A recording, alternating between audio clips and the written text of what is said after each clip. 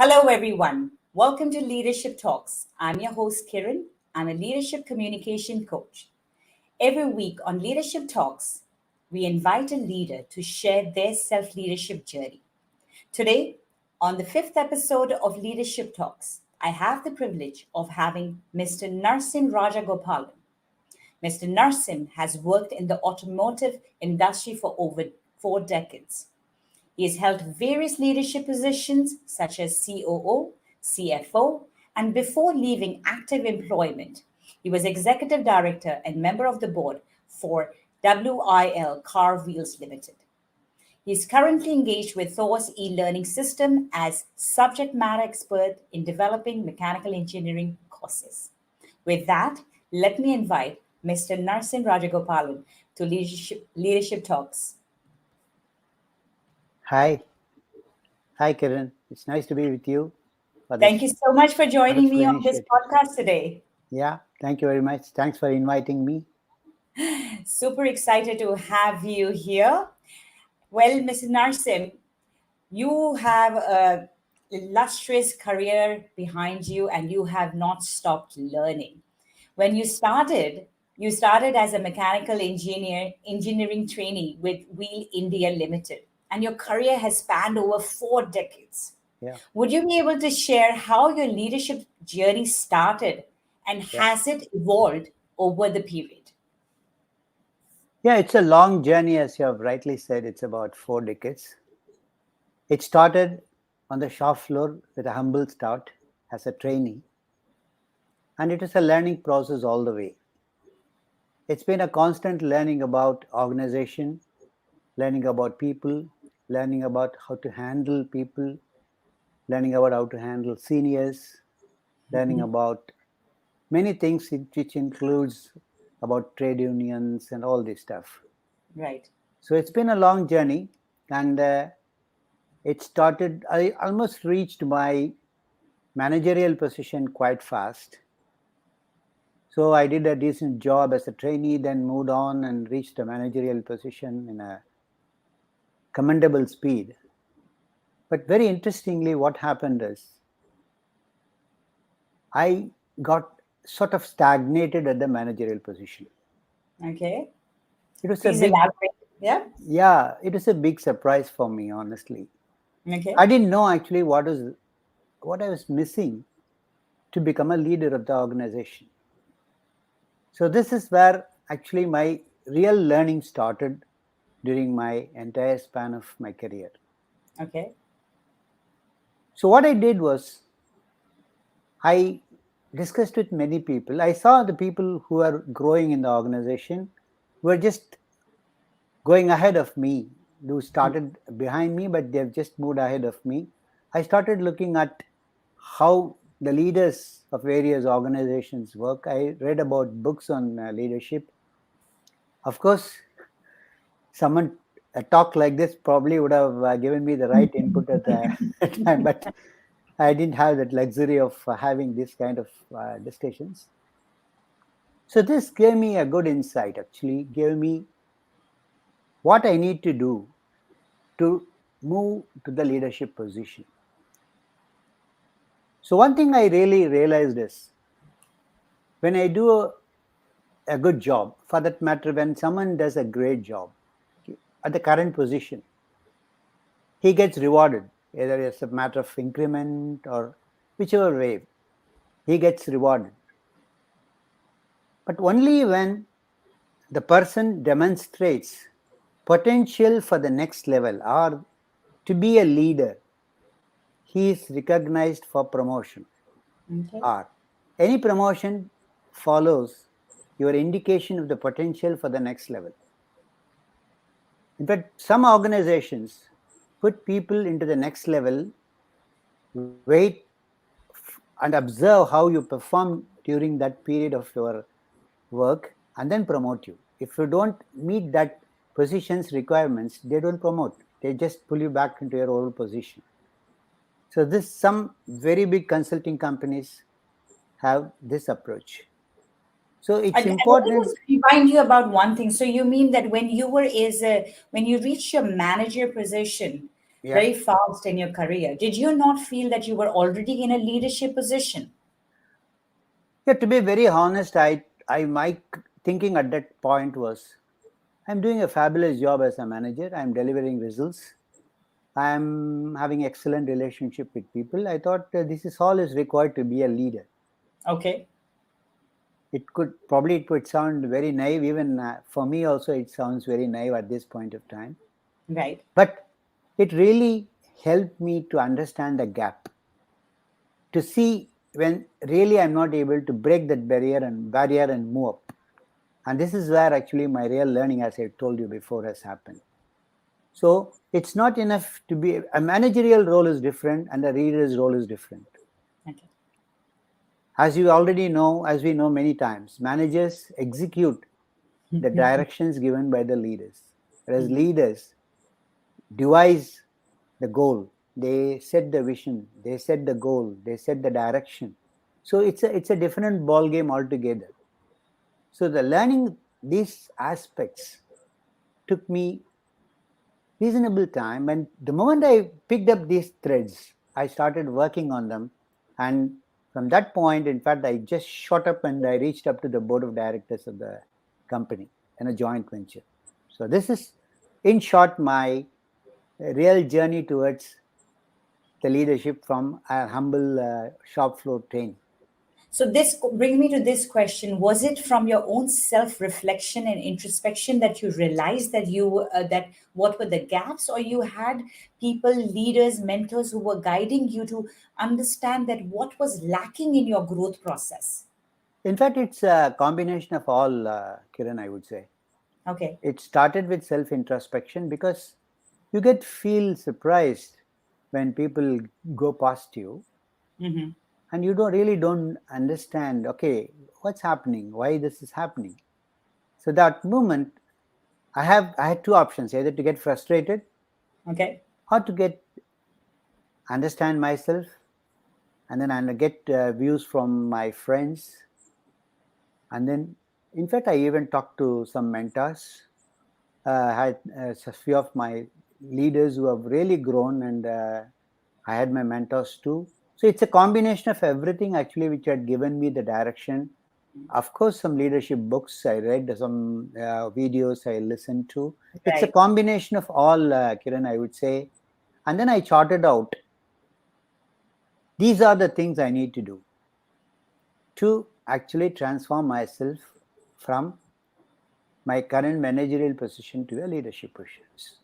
That I would like to add, like the PACE model of leadership, which is pick your leadership goal, then you Yeah, need to appraise it yeah, within your inner circle. You elicit your goal, and then you collect feedback about it, and then you yeah, go back to picking up the goal again. So if and you yeah, in the model, it talks about having that inner circle of people who you can share your goal with, like what you have yeah, just shared. That yeah, yes, introspection is very important, but you also need to have a group of people who yeah, want you on that leadership yeah, journey. yeah. The point is, these things happen in a more informal way. There was not, Right. it was not very structured at that point of time. Yes. Yes. So whatever I could sense it, I could work on these aspects in bits and pieces. To be very honest with you, Right. but Right. luckily I got the right message and the right approach, and it charted out my course of action for moving further. That's exactly what has happened.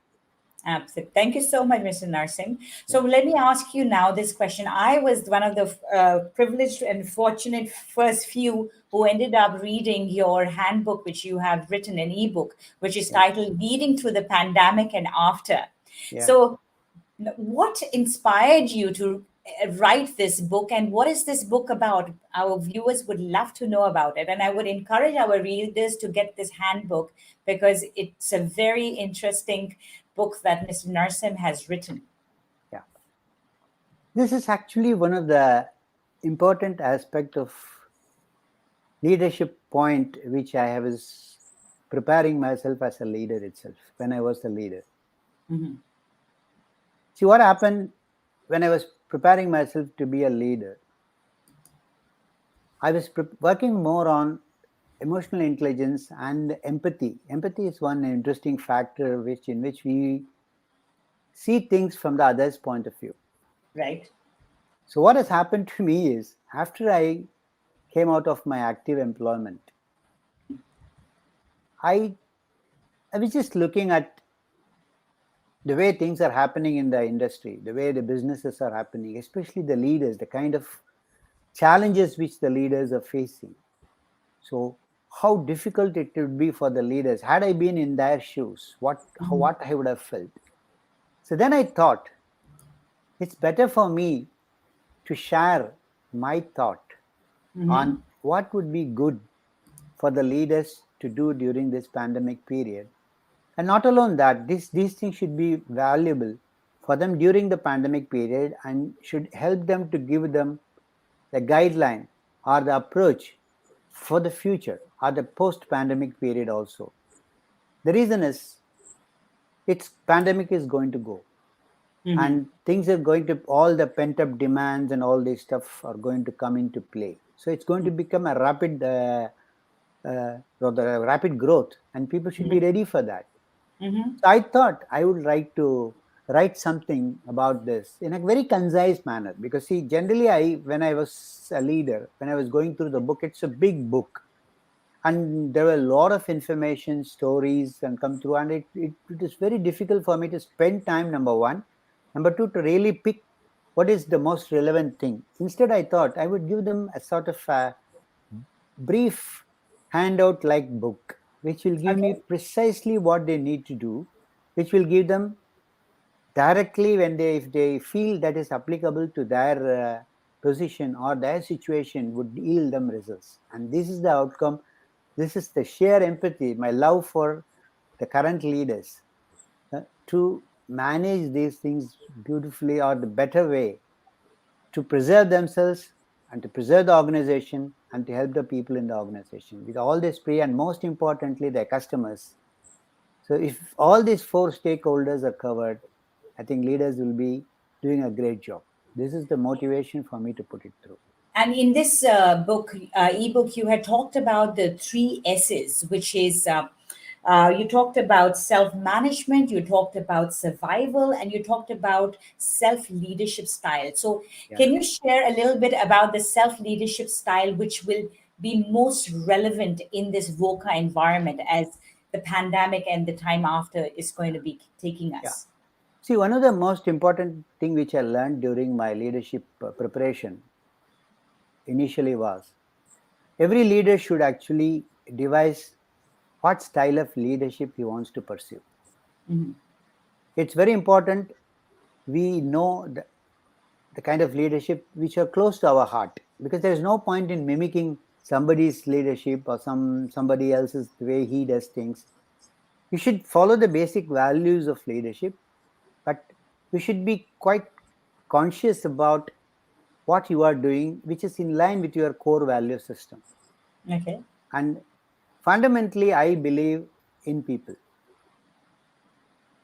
I Hmm. trust people. Of course, trust with verification is always a good Yep. attempt, good approach.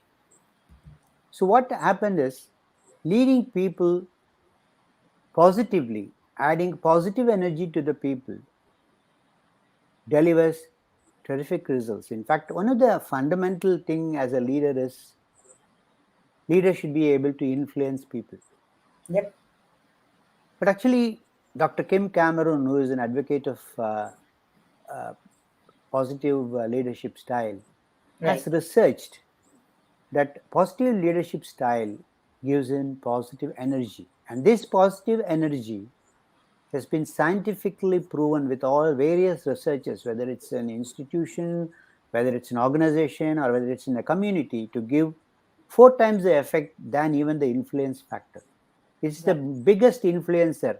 When they see a leader who is very positive and who is adding positive energy, and Right. this makes the people to perform, excel beyond actually what actually they are capable of, and it Mm-hmm. make them as a team, and it synergizes the energy, and it makes them deliver beautifully and achieve goals which are not defined, even exceeding the goal set. So this positive energy is the most essential factor I felt, and that's where I think I wanted to emphasize on the kind of leadership which I practiced with empathy, with the close association with the people and giving them positive energy. So I thought I would elaborate more on this book, which will be very useful for the current leaders and also the leaders for the future. Well, I agree with you. John Maxwell says leadership is all about influence. And now you've added on that influencing with positive energy Yeah, transmits to the people that we are surrounding ourselves with. you're right. We are energized in a positive manner. We start radiating the same energy to them, and then they start working positively, and that obviously has the ripple off effect of improving their efficiency, productivity, and all other things that need to go in ensuring that the vision and goals of the organization are met. Very well Yeah, put. Yes. you're right. Yeah, And I would just say that what would be for positive leadership, yeah. how can leaders cultivate the culture of positive leadership in positive culture in their organization? What would be one method that they could do that? There are different methods basically. One thing is, I would say they need to start building on one thing called positivity ratio. Okay. See, they need to work on this positivity ratio. It's nothing but how many positive emotions you have, how many negative emotions you have. You should have three times the positive emotions compared to the negative emotions. So you should build up the culture of building positive emotions. Even at home, you can start at home Right. because it's very important. We can't be a split personality, one personality at home and one No. personality in the organization. It should be a total personality, whether it's at home, whether it's on the road or with the public or in the organization. So you need to Right. develop it as your own personality. It's as simple as if you want to create a positivity in a home, you can even encourage the beautiful dosa or whatever is a beautiful food which your spouse makes it for you. You can Right. encourage your kid. When a kid comes to you with his or her mark sheet, you can appreciate the three good marks what he has taken or she has done very well, rather than focusing on the lower mark which he has obtained in another in the subject. So instead, see, this is the way you can culture. The same thing can be extrapolated in the organization. Right. You can approach people, you can appreciate people more. You can go for a positivity walk in the shop.